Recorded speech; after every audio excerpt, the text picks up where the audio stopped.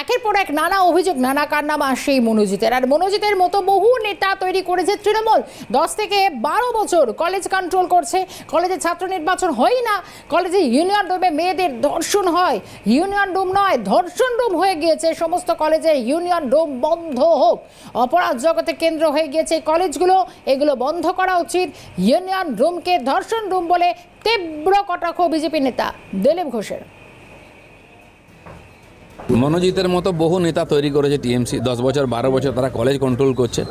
কলেজে কোনো ইউনিয়ন নেই, স্টুডেন্ট ইউনিয়নের নির্বাচন হয় না, অথচ সব কলেজে একটা ইউনিয়ন রুম আছে। সেখানে কি হয়?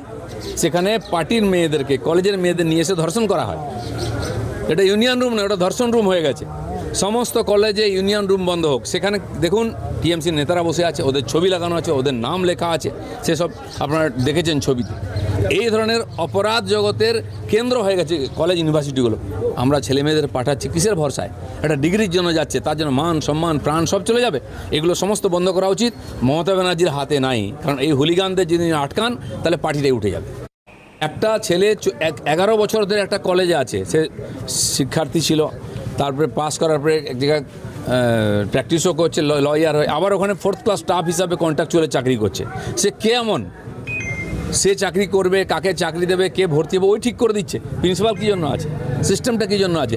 এসব ডামা হচ্ছে।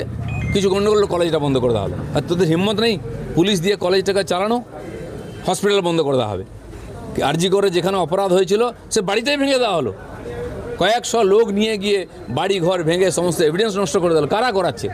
টিএমসির উপরের নেতারা। মমতা ব্যানার্জি ওই অপরাধের সঙ্গে যুক্ত।